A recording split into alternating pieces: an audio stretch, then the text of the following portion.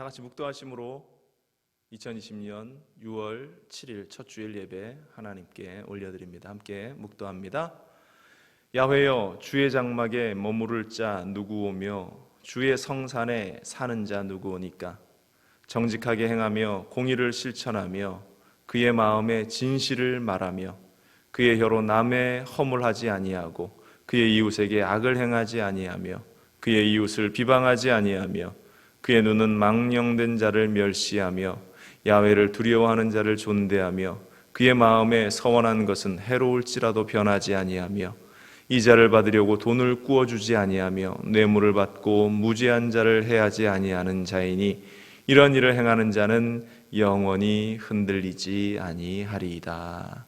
아멘. 사도신경으로 신앙 고백드립니다. 전능하사 천지를 만드신 하나님 아버지를 내가 믿사오며 그 외아들 우리 주 예수 그리스도를 믿사오니 이는 성령으로 잉태하사 동정녀 마리아에게 나시고 본디오 빌라도에게 고난을 받으사 십자가에 못 박혀 죽으시고 장사한 지 사흘 만에 죽은 자 가운데서 다시 살아나시며 하늘에 오르사 전능하신 하나님 우편에 앉아 계시다가 저리로서 산자와 죽은 자를 심판하러 오시리라. 성령을 믿사오며 거룩한 공예와 성도가 서로 교통하는 것과 죄를 사하여 주시는 것과 몸이 다시 사는 것과 영원히 사는 것을 믿사옵나이다. 아멘. 이 시간 찬송가 405장 하나님께 찬양드립니다.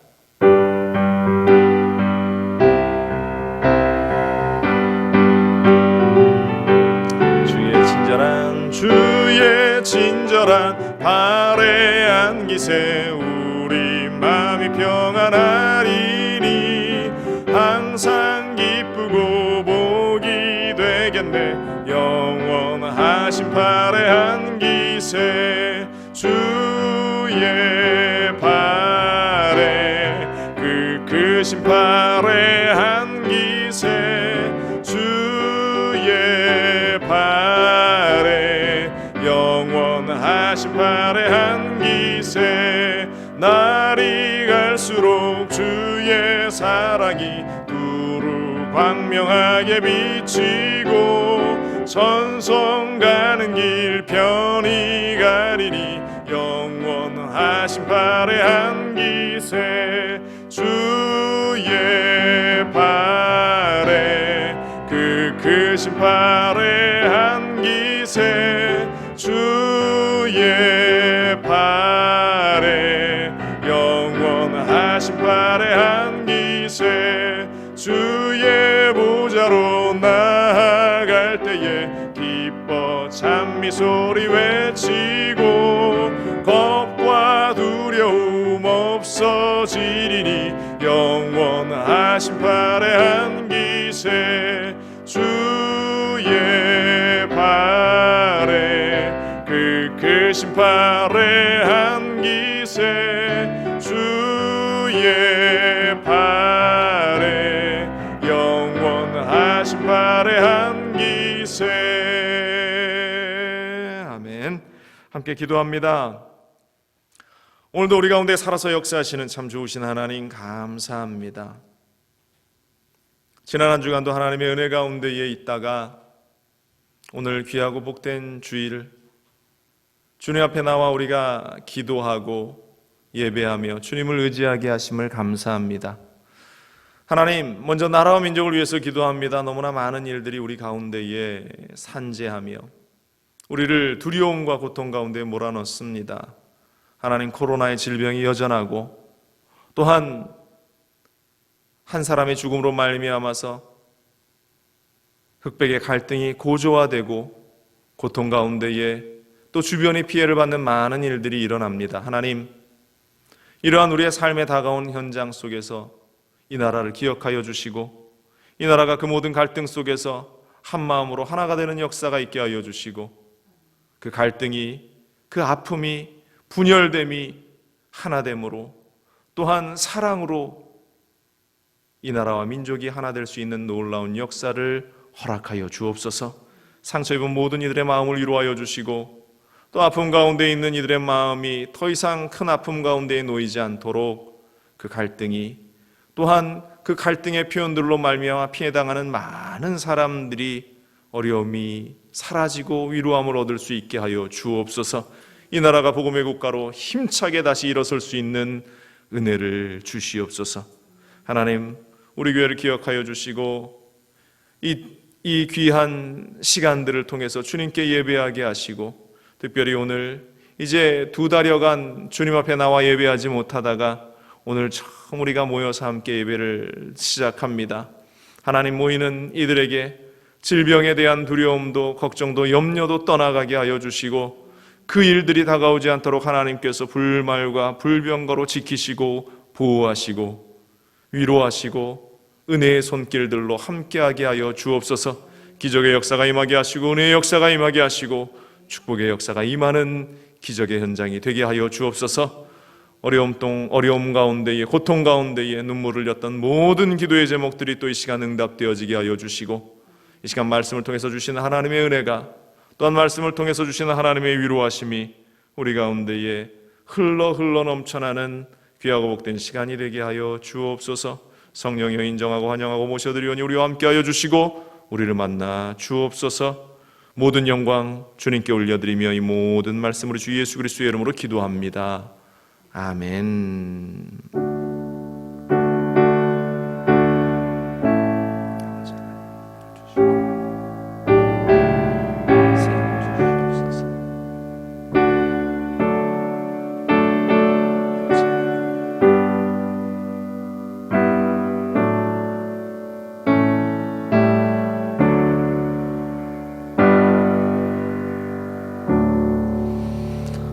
우리 주님께서 우리와 함께 하시고 오늘도 우리에게 새 소망의 놀라운 역사를 베풀어 주실 줄로 믿습니다. 우리가 이제 모여 함께 예배드리기를 시작하는데요, 하나님, 우리에게 힘과 은혜와 능력과 또한 하나님의 크고 놀라운 사랑을 달라고 우리가 함께 힘차게 고백하면서 시작하기를 원합니다. 오늘 그 자리에서 일어나셔서 우리 믿음 함께 고백하겠습니다. 먼저 2020년 우리 교회 표어입니다. 함께 외칩니다. 시작. 너희는 성령을 따라 행하라. 다시 한번 합니다. 너희는 성령을 따라 행하라. 믿음을 고백합니다. 주의 말씀은 내 인생의 빛입니다. 주의 말씀은 내 삶을 변화시킵니다. 주께서 말씀하신 대로 나는 하나님의 사랑받는 자녀입니다. 나는 축복의 통로입니다. 오늘도 주의 말씀에 마음의 문을 엽니다. 말씀하여 주옵소서. 듣고 깨닫고 말씀대로 살겠습니다. 아멘. 오늘 주님께서 우리에게 주시는 말씀은 디모데전서 6장 12절 한 절 말씀입니다. 함께 봉독하겠습니다. 믿음의 선한 싸움을 싸우라. 영생을 취하라. 이를 위하여 내가 부르심을 받았고 많은 증인 앞에서 선한 증언을 하였도다. 아멘. 다 같이 자리에 착석하시겠습니다. 함께 봉독하신 디모데전서 6장 12절 본문 말씀을 중심으로 해서 우리가 부름받은 이유라는 제목으로 시간 주시는 말씀을 함께 나누기를 원합니다. 한국의 청년들은 20살 어간되면 국방부에서 영장이라는 것을 받게 됩니다. 한국은 의무병제이기 때문에 모든 청년들이 군대에 입대를 해야 하죠. 물론 자신이 입대를 원하는 날짜를 선정하는 그러한 청년들도 있지만 대부분은 대학을 다니다가 또 직장을 다니다가 느닷없이 날라든 그러한 종이를 하나 받고 당황을 하죠. 몇 월, 며칠, 몇 시까지 어느 훈련소로 입대하라 라는 그러한 명령서입니다. 그러면 정말 세상이 다 끝난 것 같아요. 이것으로 내 인생이 끝난 것 같다라고 생각을 하면서 하루하루 이 입영 날짜를 기다립니다. 여자친구와도 헤어지느니 마느니 기다려라 말아라. 인생 끝난 사람처럼 하루하루를 살다가 이제 입소 전날 머리를 막박 밀고 군대에 입대를 하게 됩니다. 그렇게 청년들이 군대에 가서 해야 하는 그 목적, 그 이유는 바로 나라를 지키는 군인으로서, 또 이 나라가 전쟁이 나면 전장에 나가서 싸우는 군사로서 그 청년들은 부름을 받게 되는 것이죠. 그 역할은 말하지 않아도 우리가 너무나 잘 알고 있습니다. 저는 신학교 9학번입니다. 제가 신학교 입학할 때 사실 주의 종에 대해서, 또 하나님의 사람에 대해서 그러한 부르심, 하나님의 소명을 가지지 못했습니다. 그런데 군대를 제대하고 졸업받아 어간이 되어서 열심히 하나님께 내 앞길을 위해서 기도하기 시작했어요. 이 마지막 학기에 주님께서 음성을 주시는데 그 부르심의 확신을 가지게 됩니다. 그리고 사역을 시작하고 여의도 순복음교회에서 사역을 하다가 2016년 3월에 제가 선교사로 명령을 받고 보내심을 받아서 이 미국에 와서 사역을 시작했고 지금까지 사역을 감당하고 있습니다. 목사나 선교사가 무엇을 위해서 부르심을 받았는가 말하지 않아도 우리는 너무나 잘 알고 있습니다. 여러분들은 어떠한 부르심을 경험했습니까? 직장에 다니시는 분들은 자신의 능력을 인정받아서 나를 스카우트해서 다른 회사로 또 옮겨가는 일들도 있고, 그 스카우터들이 더 많은 연봉을 제시하면서 새로운 직장으로 우리들을 이끌어가기도 했을 것입니다. 그 이유는 자신의 능력으로 회사에게 최대한의 이익을 남기라고 그 비싼 연봉을 주면서 새로운 회사로, 또 그 회사의 입장에서는 그 많은 이익을 위해서 새로운 사람을 스카우트해 오는 것, 이것은 부르심에는 분명한 이유와 목적이 있다라는 사실을 우리에게 보여주고 있습니다. 아브라함도 하나님께서 부르셨습니다. 창세기 12장 1절을 보면 이래요. 야훼께서 아브라함에게 이르시되 너는 너의 고향과 친척과 아버지의 집을 떠나 내가 내게 보여줄 땅으로 가라 말합니다. 이유가 뭐예요? 바로 하나님의 구원 사역의 출발자로서 하나님께서 아브라함을 부르시고 아브라함을 택하시고 그의 본토 친척 아비집을 떠나서 하나님이 명령하신 그 땅으로 가라고 그를 이끌어내신 겁니다. 또 하나님께서 모세를 부르셨습니다. 출애굽기 3장 4절에 야훼께서 그가 보려고 돌이켜오는 것을 보신지라 하나님이 떨기나무 가운데서 그를 불러 이르시되 모세야 모세야 하시매 그가 이르되 내가 여기 있나이다. 하나님께서 모세를 부르신 이유는 어디에 있어요? 고통과 압제와 슬픔과 눈물 가운데 있었던 이스라엘 백성들을 출애굽하는 그 지도자로서 하나님께서 모세를 부르셨다라는 사실입니다. 예수님의 제자들도 부르셨고 사도 바울도 하나님이 부르셨어요. 하나님의 부르심에는 분명한 이유와 목적이 있습니다. 하나님의 부르심은 네가 오고 싶으면 오고 오기 싫으면 오지 마라, 그런 의미 없는 부름이 아니라는 겁니다. 우리는 그리스도인들이에요. 정확히 말하면 하나님께서 우리를 그리스도인으로 부르셨다라는 사실입니다. 하나님이 우리를 부르셨기 때문에 그리스도인이 된 겁니다. 하나님의 자녀가 된 거예요. 이사야 43장 1절은 말합니다. 야곱아 너를 창조하신 야훼께서 지금 말씀하시느니라. 이스라엘아 너를 지으신 이가 말씀하시느니라. 너는 두려워하지 말라. 내가 너를 구속하였고 내가 너를 지명하여 불렀나니 너는 내 것이라 말하고 있어요. 그렇기 때문에 우리를 부르신 분명한 목적이 아브라함을 부르신 것처럼 또 모세를 부르신 것처럼 예수님의 제자들을 부르시고 사도 바울을 부르신 것처럼 그들에게 이유가 분명히 있었던 것처럼 우리의 삶에도 분명한 이유가 존재하고 있다는 사실입니다. 오늘 본문을 우리가 함께 묵상하면서 우리가 부름을 받은 그 이유에 대해서, 하나님이 우리를 부르신 그 이유와 그 목적에 대해서 우리가 다시 한번 기억하고 새로운 도전 가운데 서 있기를 간절히 바랍니다. 먼저 첫 번째로 오늘 본문을 통해서 우리가 깨달아 알 수 있는 것은요, 생명을 주시려고 우리를 부르셨다라는 사실입니다. 생명을 주시려고. 오늘 본문 12절 말씀 다시 보세요. 믿음의 선한 싸움을 싸우라. 영생을 취하라. 이를 위하여 내가 부르심을 받았고 많은 증인 앞에서 선한 증언을 하였도다. 이렇게 기록되어 있습니다. 그 처음을 저는 영생을 취하라, 이를 위하여 내가 부름을 받았다, 이 단어에 주목하게 되었습니다. 영생이라고 하는 것이 무엇입니까? 영원히 사는 것을 의미합니다. 하나님이 우리를 부르신 그 첫 번째 이유는 바로 우리에게 생명을 주시기 위해서 우리를 부르셨다라는 사실입니다. 숨쉬는 모든 것들은 생명을 가지고 있습니다. 생명이 있다라고 우리가 이야기하죠.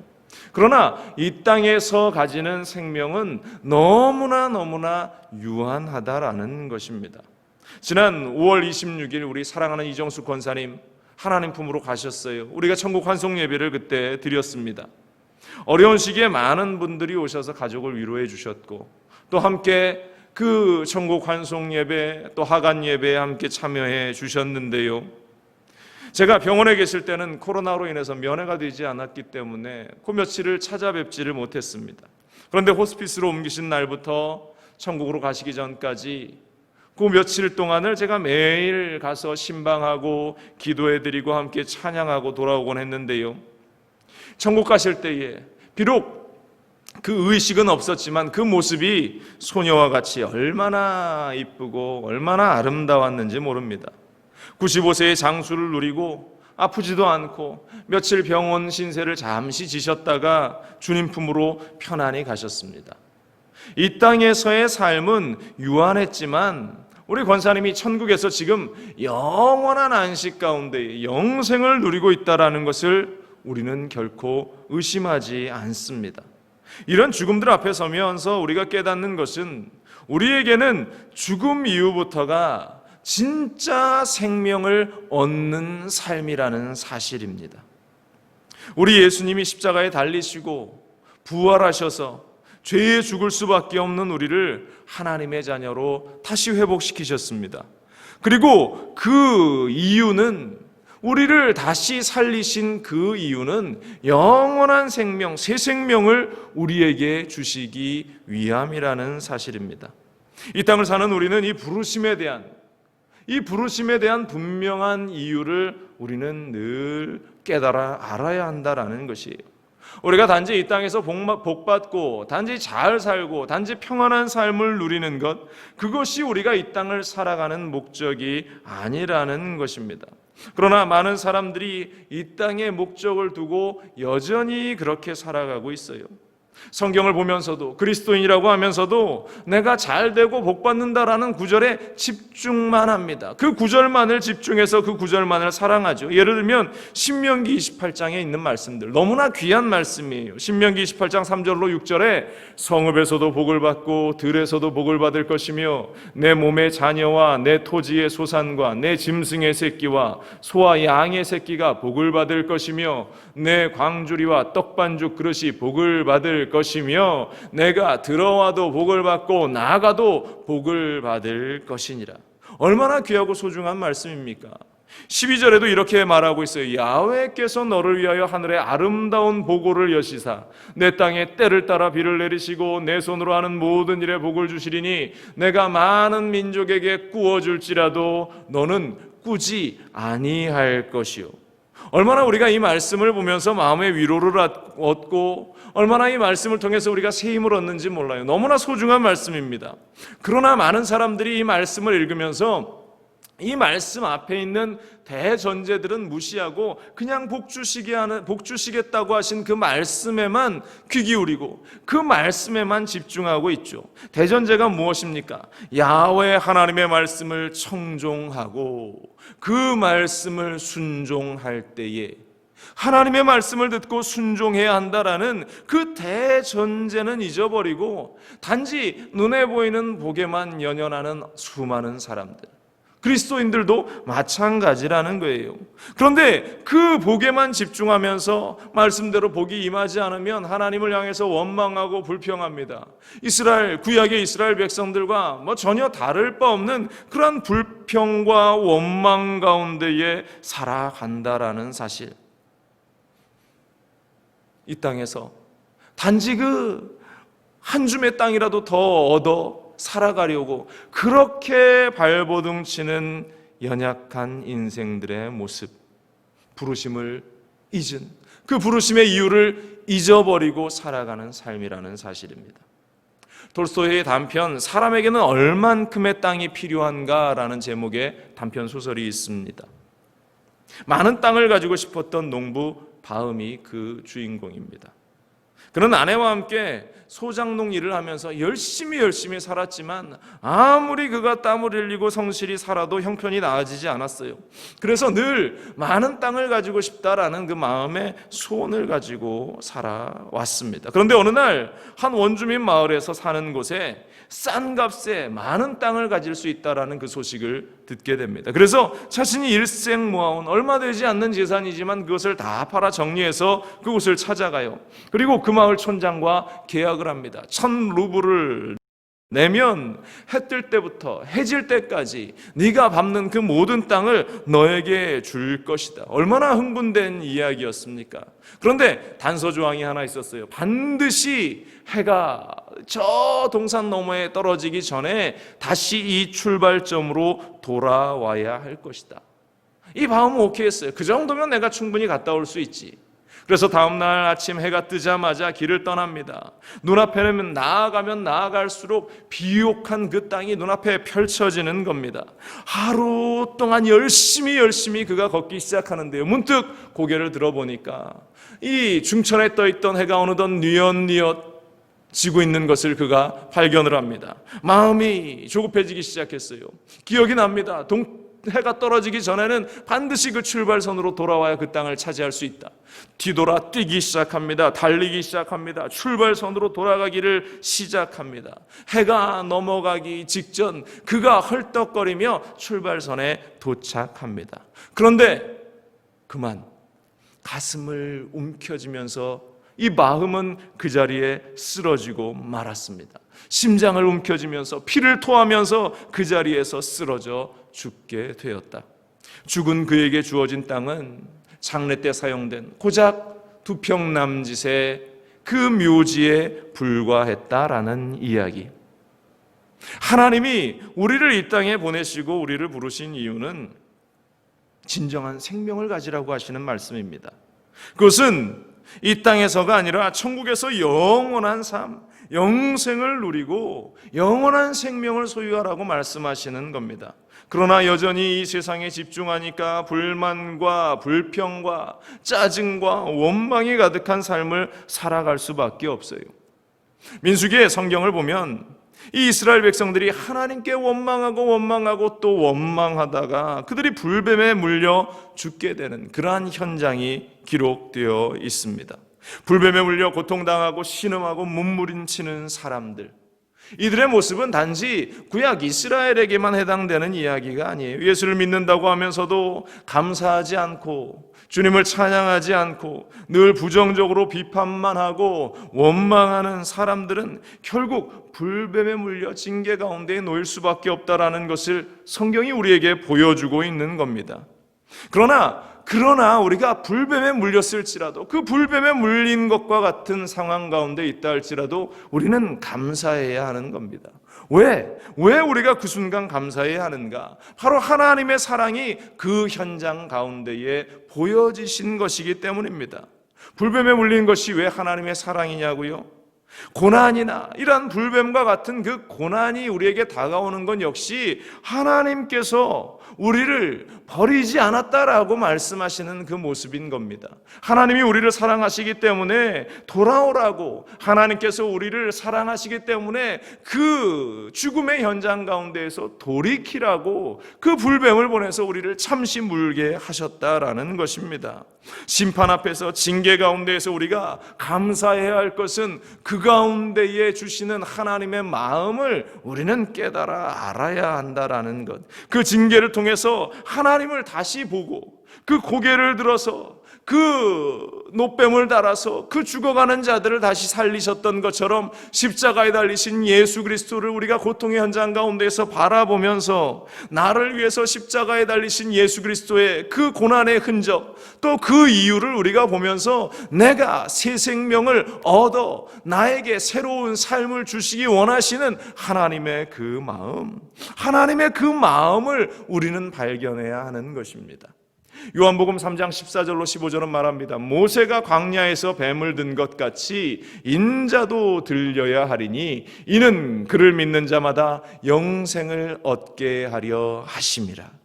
우리에게 생명을 주시려고 주님이 십자가에 달리셨고 불뱀에 물린 것과 같은 그러한 고통과 고난의 현장을 살아가는 우리들이 고개를 들어서 그 십자가를 바라볼 때에 환경을 원망하고 불평하고 계속 속이면서 좌절하며 있는 것이 아니라 우리가 고개를 들어서 십자가를 바라볼 때에 우리에게는 새로운 생명이 주어질 줄로 믿습니다.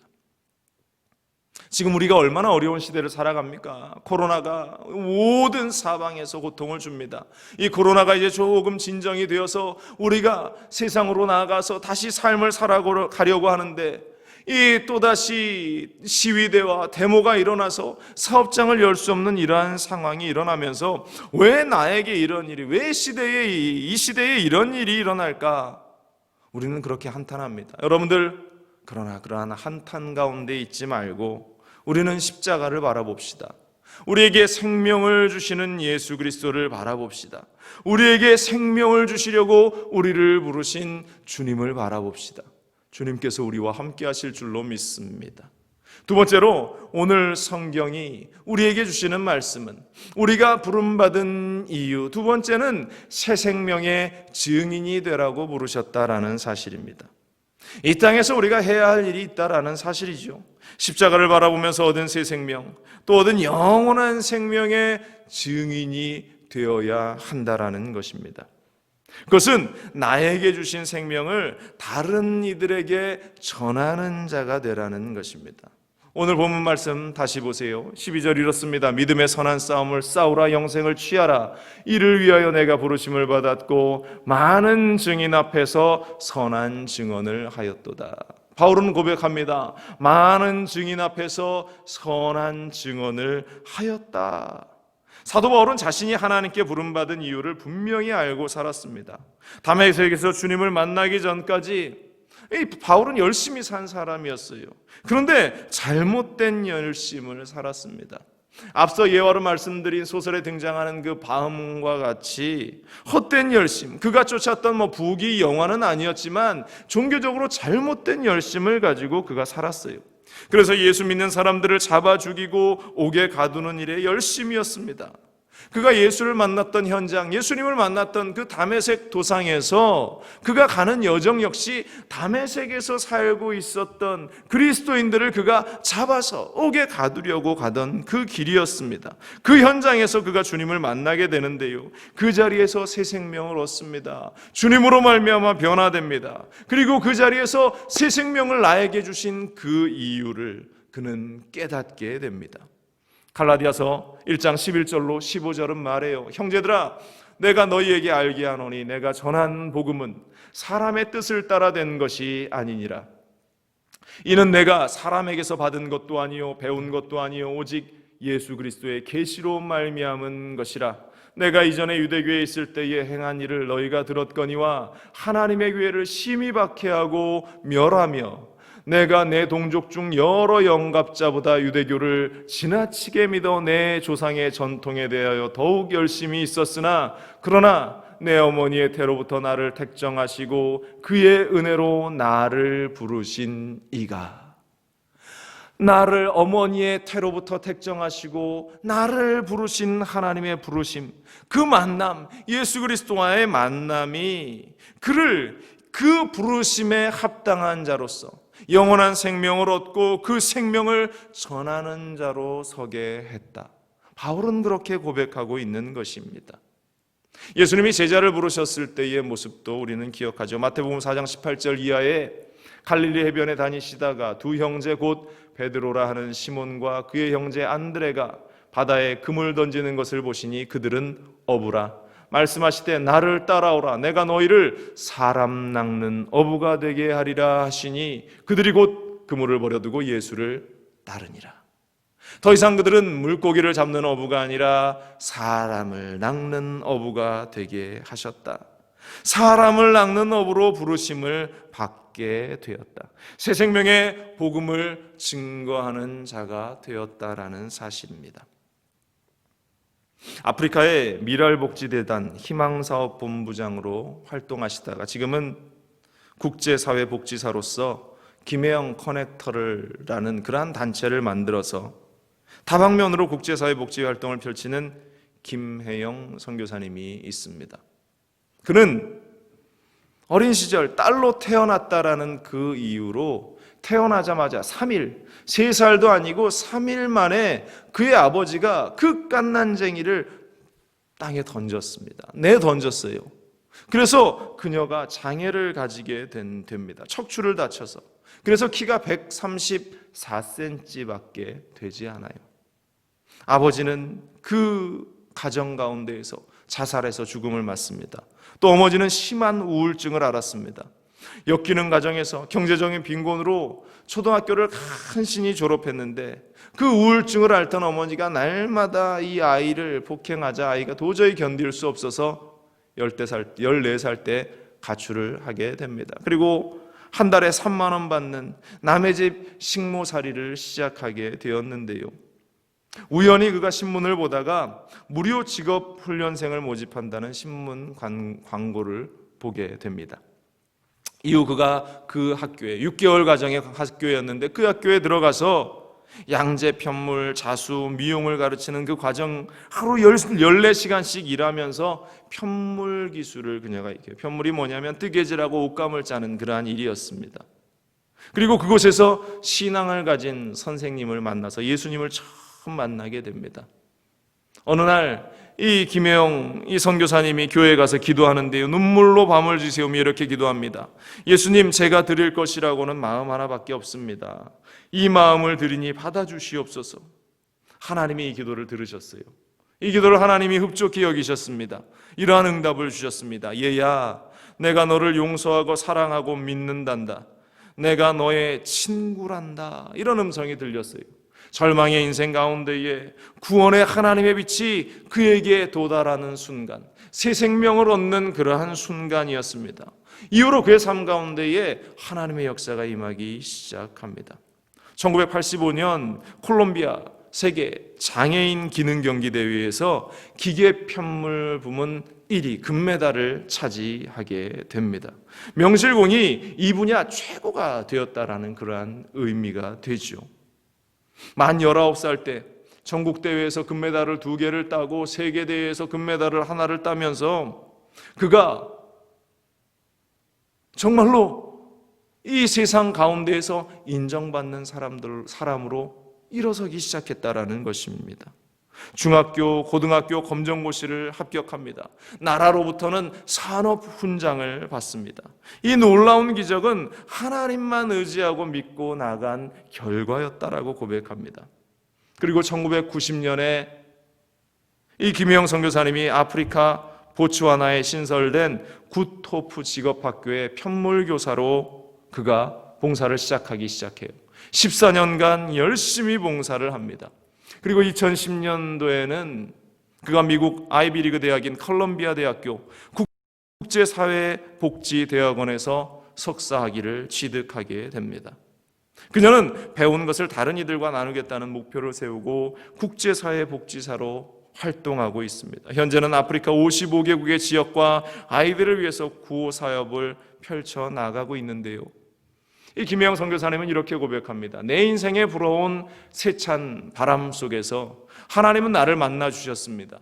예수님이 친구가 되어 주셨습니다. 큰 바람막이가 되어 주셨습니다. 세상에 거칠고 치열한 바람이 부드러운 바람으로 바뀌었습니다. 세월이 지나면서 그 바람은 성령의 바람으로 바뀌었습니다. 성령의 바람이 오늘도 내 인생을 휘날리고 있습니다. 그녀는 그렇게 고백해요.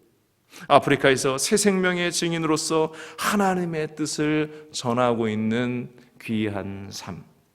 사도행전 1장 8절은 우리에게 이렇게 이야기하고 있어요. 오직 성령이 너희에게 임하시면 너희가 권능을 받고 예루살렘과 온 유대와 사마리아와 땅끝까지 이르러 내 증인이 되리라 하시니라. 지금 여러분은 부름받은 자로서 누구에게 어떻게 생명과 또한 소망을 나누고 있습니까? 주님이 부르신 이유는 내게 주신 그 생명의 증인이 되라는 것입니다. 여러분들, 우리를 부르신 이유를 잊지 않기를 간절히 바랍니다. 세 번째로 오늘 성경은 우리가 부름받은 이유에 대해서 이렇게 이야기합니다. 믿음의 선한 싸움을 싸우라고, 믿음의 선한 싸움을 위해서 우리를 부르셨다라고 말합니다. 우리가 새 생명을 얻고 지키고 나누기 위해서 우리는 믿음의 선한 싸움을 싸워 나가야 하는 것이에요. 우리의 싸움은 치열한 이 전투를 통해서 생명을 얻는 그 과정일 것입니다. 우리의 생명은 이 치열한 싸움 가운데에서 얻어지는 것이, 천국 갈 때까지 우리가 감당해야 할 숙제일는지 모릅니다. 지난 주간 미국 내에 이 코로나의 뉴스를 압도해버린 사건이 계속 이어지고 있습니다. 그것은 미네소타에서 일어난 조지 플로이드의 사망으로 인한 시위대와 또 그 틈을 비집고 혼란을 일으키는 폭도들의 위협에 관한 뉴스였어요. 20불짜리 지폐가 위조인 것이 드러나면서 점원의 신고로 시작된 그러한 체포의 과정 가운데에서 경찰의 과도한 진압 과정, 결국 조지 플로이드라는 사람이 목이 절려서 죽게 된 이 사건, 이것이 이 인종차별이라는 그 사회 이슈와 맞물려서 주마다 엄청난 시위대와 또 잘못된 변질된 그 소수의 무리들의 그 폭도로 변질된 그러한 상황 속에서 상점을 부수고 물건을 훔쳐가는 일이 벌어지면서 온 나라가 코로나보다 더 큰 어려움 가운데에 또 아픔 가운데에 서게 되었다라는 것입니다. 너무나 치열한 그 싸움을 보면서 저는 안타까움을 금할 수가 없었어요. 이 사건을 보면서 인권을 부르짖는 그 소수계층과 또 백인 우월을 대표하는 그러한 공권력 간의 그러한 대립, 얼마나 큰 괴리가 여전히 이 땅 가운데에 존재하고 있는가, 그 사실을 다시 한번 절실히 느끼는 그러한 사건이었습니다. 이 모두에게 있는 상처를 어떻게 치유할 수 있는가? 과거 마틴 루터 킹 목사가 나에게는 꿈이 있다, I have a dream이라는 그러한 이야기를 외치면서 이 많은 고통당하던 그 흑인 인권들이 이제는 일어서서 백인과 흑인이 손을 잡고 함께 노래하는 그 나라, 백인과 흑인이 함께 즐거워하는 그 나라를 우리는 만들었다고 생각하고 있습니다. 그러나 이 사건을 보면서 여전히 그러한 갈등은 해소되지 않고 그러한 싸움은 여전히 계속되고 있다는 사실을 우리는 발견하게 돼요. 얼마나 가슴 아픈 현실이 아닌가. 이 사회의 가장 큰 문제가 아닌가. 기독교의 나라라고 하지만 인종 간에, 계층 간에 여전히 갈등과 싸움이 존재하고 있는 이 모습을 보면서 사랑으로 그 모든 것이 치유되지 않는 이상 이 땅에는 다른 희망이 없다라는 것을 생각하게 합니다.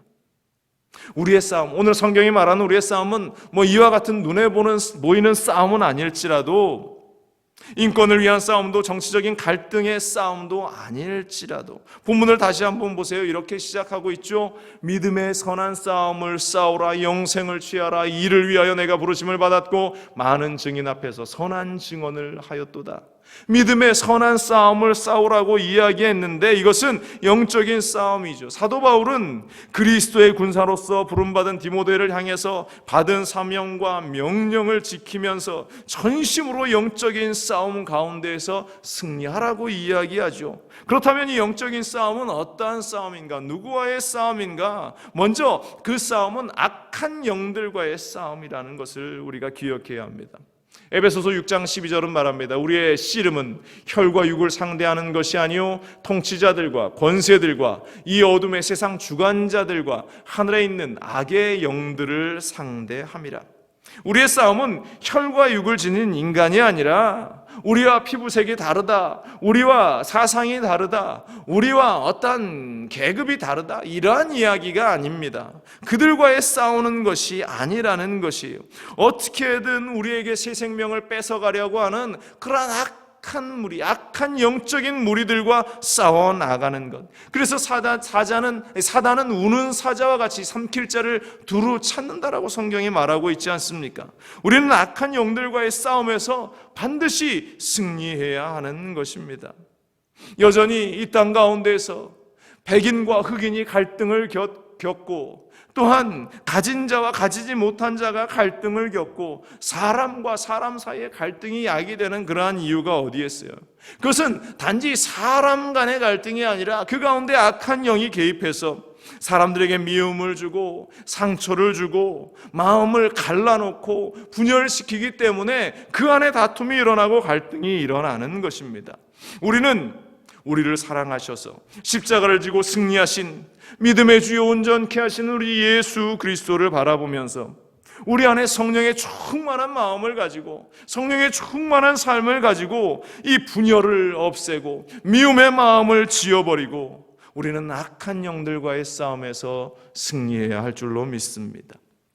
또한 우리의 싸움은 무엇인가? 우리 자신들과의 싸움이라는 것입니다. 우리 자신들.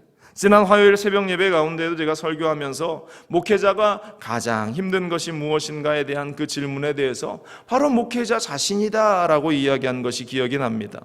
고린도전서 9장 26절 27절 보면 이래요. 그러므로 나는 다름질하기를 향방 없는 것 같이 아니하고 싸우기를 허공을 치는 것 같이 아니하며 내가 내 몸을 쳐 복종하게 함은 내가 남에게 전파한 후에 자신이 도리어 버림을 당할까 두려워함이로다. 남에게 복음을 전파한 후에 도리어 내 자신이 버림을 받을까 두려워합니다. 바울은 이 자신의 그 육체적인 본성뿐만 아니라 정신적인 죄의 성향과 욕망까지라도 굴복시켜서 자신의 몸이 의의 병기가 되도록 새 생명을 놓치지 않는 사람이 되도록 구원을 완성하며 그 구원을 이루는 사람이 되기 위해서 스스로를 절제하고 겸비하고 다스려 나가기를 힘썼다라는 것입니다. 우리는 우리 자신의 혈기와 교만, 미움, 시기, 질투, 허탄한 생각, 불평, 원망하는 것, 그 모든 것을 성령의 능력으로 하나님의 말씀으로 쳐서 복종시켜야 할 줄로 믿습니다.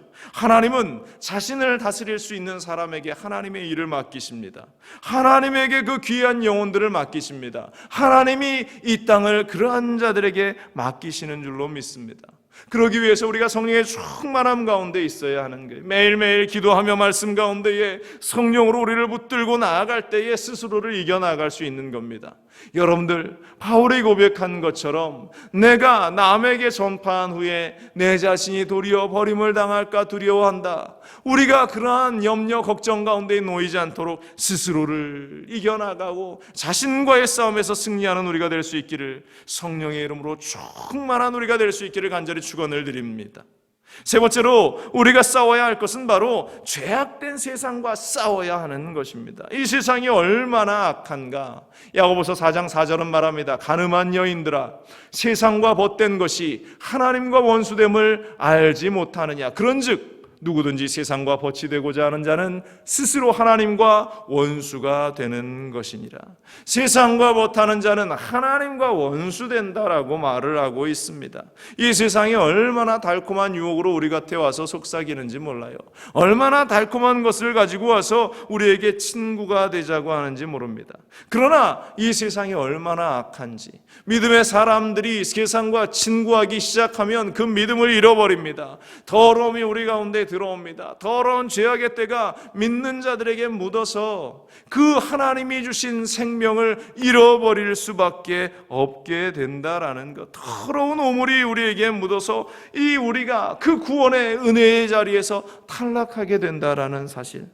이 세상은 죄악이 없는 곳이 어디에도 없다라는 사실을 우리는 기억해야 합니다.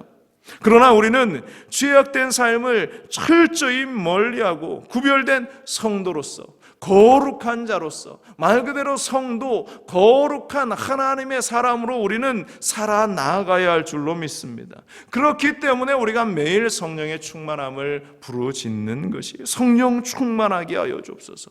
성령 충만한 믿음 가운데 서 있을 때에 우리가 세상을 이겨나갈 수 있는 것입니다. 요한일서 5장 4절은 말합니다. 무릇 하나님께로부터 난 자마다 세상을 이기느니라. 세상을 이기는 승리는 이것이니 우리의 믿음이니라 말하고 있어요. 성령 충만한 믿음이 죄악된 세상과의 싸움에서 이기게 한다라는 것. 우리의 힘으로는 죄악된 세상과 싸워 이길 수 없습니다. 우리의 힘으로는 악한 영들과 싸워 이길 수 없습니다. 우리의 힘으로는 나 자신과 싸워 이길 수 없습니다. 그렇기 때문에 성령의 충만을 받아서 믿음의 선한 싸움에서 승리하는 우리 모두가 되어야 할 줄로 믿습니다. 우리는 하나님의 부르심 가운데에 이 자리에 있습니다. 그 부르심에는 분명한 이유가 있어요. 오늘 본문에서 우리에게 주시는 말씀이 바로 그 이유를 알게 합니다.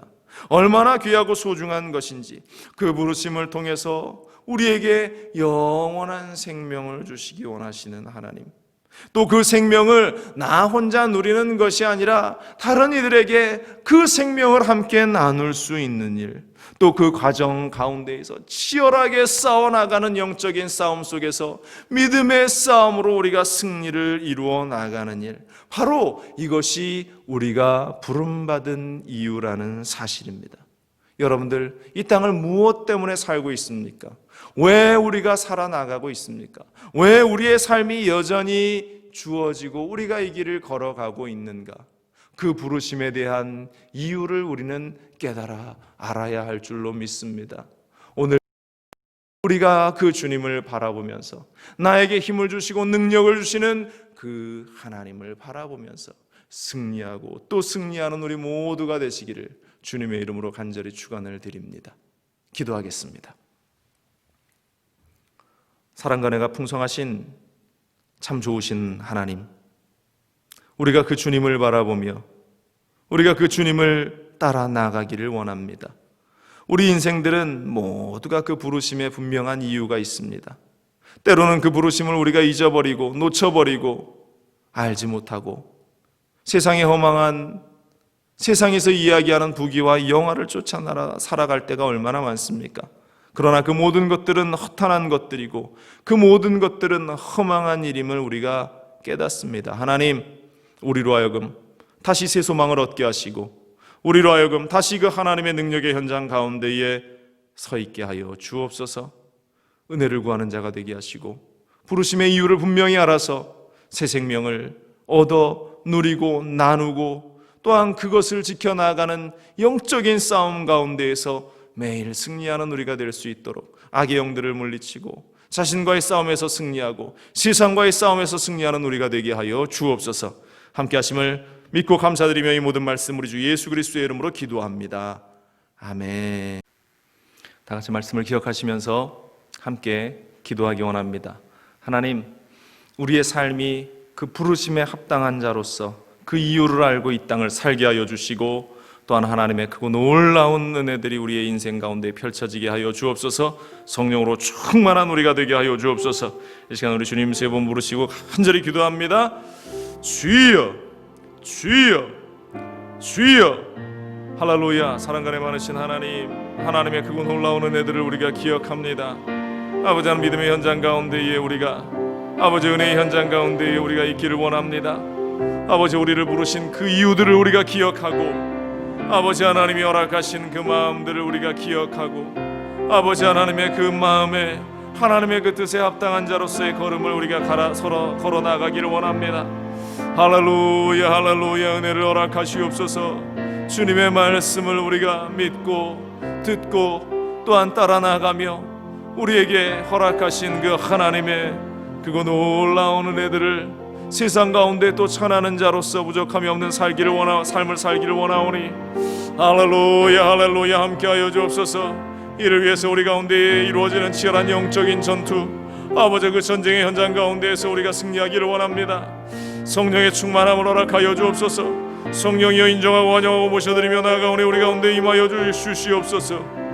아버지 하나님의 그 은혜의 현장 속에 우리가 서서 늘 승리하며 또 승리하는 걸음을 걸어나가게 하여 주옵소서. 흑암의 세력은 수마귀의 세력은 떠나갈지어다. 악한 원 수마귀의 세력은 떠나갈지어다. 오직 주 예수 그리스도만이, 오직 주 예수 그리스도만이 우리의 주인이 되시고 우리의 인도자가 되어 주옵소서. 할렐루야, 할렐루야, 할렐루야, 할렐루야, 할렐루야, 할렐루야. 우리를 부르신 그 이유에 아버지 하나님이여 그 목적에 우리가 부합되는 삶을 살아나갈 수 있도록 하나님이여 새 생명을 주신 주님, 그 새 생명을 전하게 하시는 주님, 또한 그 모든 것들을 지켜나가는 현장 속에서 치열한 승리의 삶을 살아나가게 하시는 주님만을 우리가 바라보게 하여 주옵소서. 할렐루야. 아버지 하나님이여, 우리 가운데에 함께 하시옵소서. 주님 감사합니다. 그 시간 마음 가운데 소원이 있으신 분들은 가슴에 손을 얹고요, 또한 아픈 곳이 있으신 분들은 아픈 자리에 손을 얹으십시오. 제가 기도합니다. 하나님, 우리가 믿음으로 손을 얹습니다. 기도합니다. 주님을 향합니다. 우리를 향하여서 그 사랑을 나타내 보이시는 주 예수 그리스도의 마음을 우리가 가집니다. 하나님이 함께하여 주시고 두려움과 염려와 걱정 속에서 헤매이는 우리의 모든 심령 속에 하나님의 평안과 위로만이 넘쳐날 수 있도록 주여 함께하여 주옵소서. 두려워 말라, 내가 너와 함께함이라. 놀라지 말라, 나는 내 하나님이 됨이라 말씀하신 대로 하나님, 우리가 믿음으로 가슴에 손을 얹습니다. 사업의 문제, 직장의 문제, 가정의 문제, 인생의 모든 문제들을 다 주님께 내려놓사오니 하나님이여 들으시고 은혜를 더하시옵소서. 주님이 우리와 함께하여 주옵소서. 모든 문제의 세력이 떠나가게 하여 주옵소서. 하나님, 질병으로 고통당하는 이들 믿음으로 손을 얹습니다. 머리끝부터 발끝까지 오장육부 구석구석 요소요소 마디마디 주님의 보혈의 피가 뿌려지고 발라지고 강건하게 하여 주옵소서. 나사렛 예수 그리스도의 이름으로 명하노니 모든 두통은 사라질지어다. 눈이 아프고 충혈되는 모든 증상은 떠나갈지어다. 귀의 이명 증세도 떠나갈지어다. 또한 목이 붓고 아프고 갑상선이 괴로워 호르몬이 조절이 안 되는 모든 증상도 떠나갈지어다. 심장은 강건하게 될지어다. 폐와 간과 오장육부는 튼튼해질지어다. 위도 강건해질지어다. 모든 다리 근육도 튼튼해지고 관절염도 치료함을 받을지어다. 허리 디스크는 떠남을 받을지어다. 나음을 받을지어다. 아버지 하나님이여, 주님 함께하여 주시고 또 우리에게 온전한 정신을 주셔서 결코 정신이 흐려지지 않도록 하나님께서 우리에게 맑은 정신 허락하여 주옵소서. 주님만을 바라볼 때에 기적의 역사를 누리고 또한 은혜의 역사를 누리는 우리의 삶이 되게 하여 주옵소서. 다가오는 한 주간도 주님께 우리의 모든 삶을 내어 맡기며 기도합니다. 주님, 우리의 손잡아 주시고 어떠한 사탄 원수 마귀의 공격 가운데에도 또한 어떠한 환경의 어려움 가운데에도 우리가 노출되지 않도록 주님 지켜보호하여 주옵소서. 어지러운 시대를 살아가는 우리가 오직 주님만을 보게 하여 주옵소서. 주님만을 의지하며 승리하게 하여 주옵소서. 우리와 함께 하실 주님께 감사드리며 모든 영광 올려드리며 이 모든 말씀 우리 주 예수 그리스도의 이름으로 간절히 기도합니다. 아멘. 할렐루야. 우리 하나님께서 우리에게 힘과 은혜와 능력과 또한 회복과 또한 문제 해결의 놀라운 역사를 허락하실 줄로 믿습니다. 여러분들 그 주님을 의지하면서 이 한 주간도 힘차게 살아나가시기를 다시 한번 주님의 이름으로 간절히 축원을 드립니다. 우리 기쁨과 감사함으로 준비한 예물 하나님께 올려드립니다. 제가 기도합니다. 하나님, 우리가 그 빈손으로 오지 않고 주님께 예물 가지고 왔습니다. 기쁨으로 드립니다. 감사로 드립니다. 하나님이여, 흠양하여 주옵소서. 우리가 드리는 모든 손길에 오직 주님을 향한 감사만이 녹아있게 하여 주옵소서. 이 모든 말씀 우리 주 예수 그리스도의 이름으로 기도합니다. 아멘. 찬양 드리시면서 준비하신 예물 하나님께 봉헌합니다. 주님, 내가 여기 있사오니 주님, 내가 여기 있사오니 나를 보내소서. 나의 마음 나의 몸 주께 드리오니 주 받으옵소서. 주님, 내가 여기 있사오니 나를 써주소서.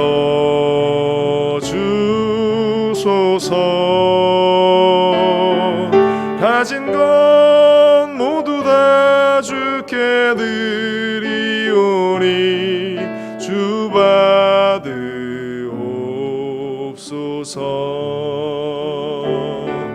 할렐루야,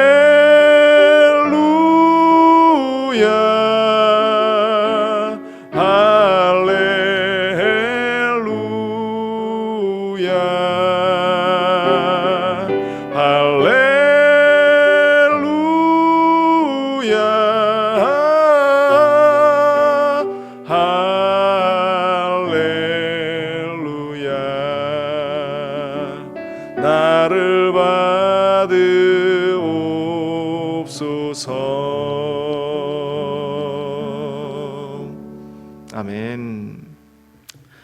교회 소식 말씀드립니다. 오늘은 6월 첫 주 주일입니다. 성찬은 우리가 코로나가 조금 진정될 때까지 하지 않을 예정입니다. 여러분들 기억하시고 예배 임해 주시기 바랍니다. 다음 주는 우리 교회 창립 주일입니다. 창립 43주년이 되는 창립 주일인데 여러분들 함께 또 기뻐할 수 있기를 부탁을 드리고요. 또 다음 주는 우리가 건축 헌금 하나님께 드리는 건축 주일입니다. 우리가 새로이 우리의 귀한 하나님의 전을 우리가 봉헌할 수 있도록 우리가 지금부터 조금씩 함께 그 시간을 준비하기를 원합니다. 함께 동참해 주시기를 부탁을 드립니다. 코비드-19 계속 진행 중이라 6월 한 달은 이 온라인 예배 그리고 현장 예배를 같이 병행할 예정입니다. 성전이 협소합니다. 우리가 지금 성전을 한 30여 석 안쪽으로만 좌석을 배치를 해놨어요.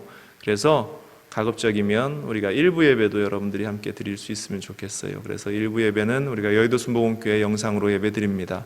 8시 50분에 시작돼요. 그리고 2부 예배는 우리가 현장 예배로 10시 45분 중보기도를 시작으로 우리가 예배를 드립니다. 여러분들 함께 참석해 주시기를 바라고요.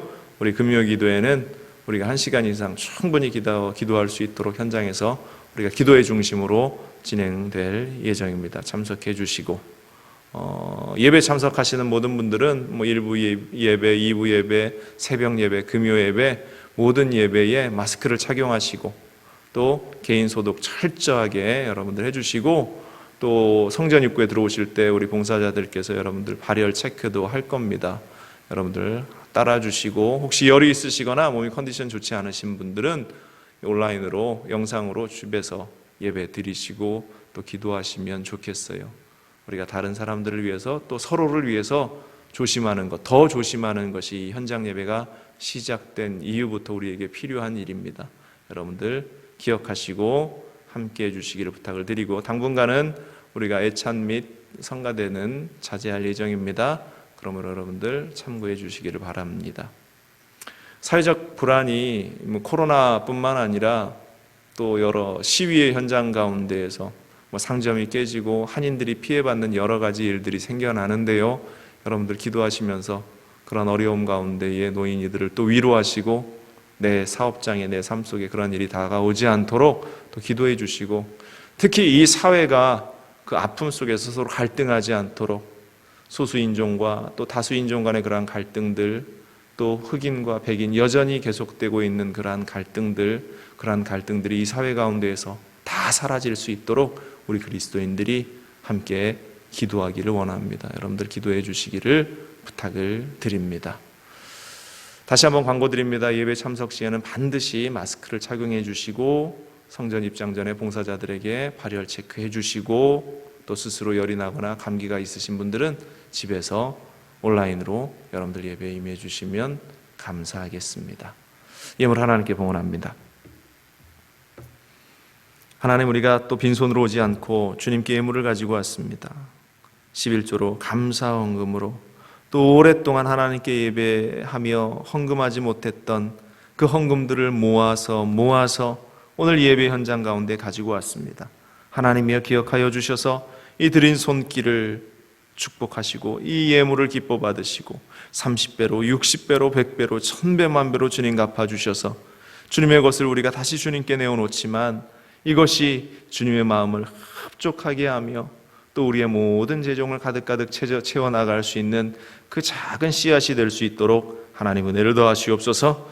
물질 쓰이는 곳마다 하나님의 나라가 임하게 하시고 주님의 복음을 위해서 주님의 나라를 위해서 귀하고 아름답게 사용되게 하여 주옵소서. 한 주간도 주님께 우리의 모든 삶을 내어 맡깁니다. 드립니다. 주님 기뻐 받으시고 우리의 삶의 현장 속에서 오직 예수만을 나타내고 또한 우리에게 허락하신 삶의 이유를 따라 나갈 수 있는 우리가 되게 하여 주옵소서.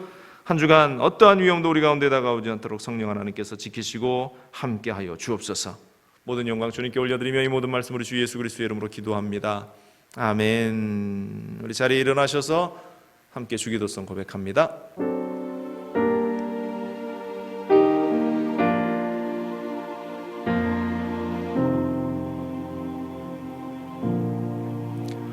하늘 하늘에 계신 아버지 이름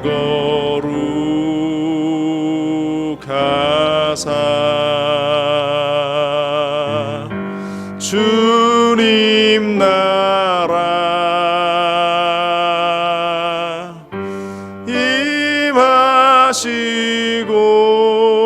임하시고 뜻이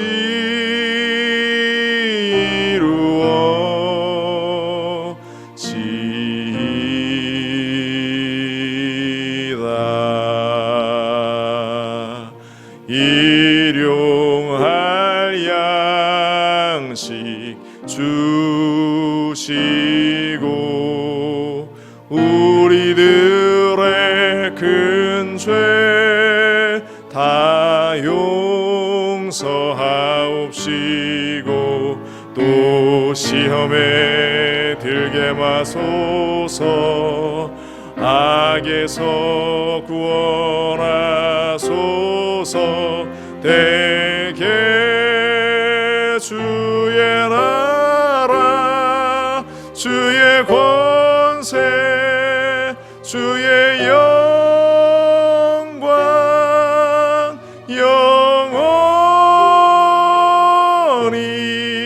영원히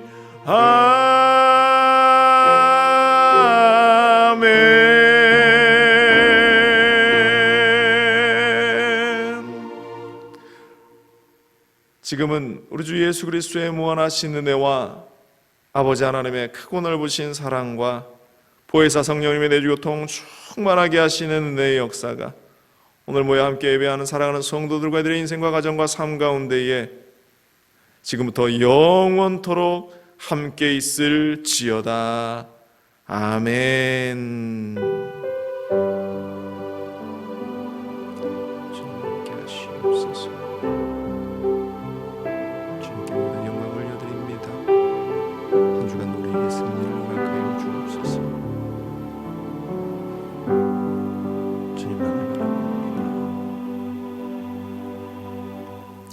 할렐루야. 우리 하나님께 영광의 박수 올려드리겠습니다. 이것으로 우리 주일 예배 모두 마칩니다. 한 주간도 주님의 은혜 가운데에 승리하고 또 승리하는 여러분들 되시기를 간절히 부탁을 드립니다.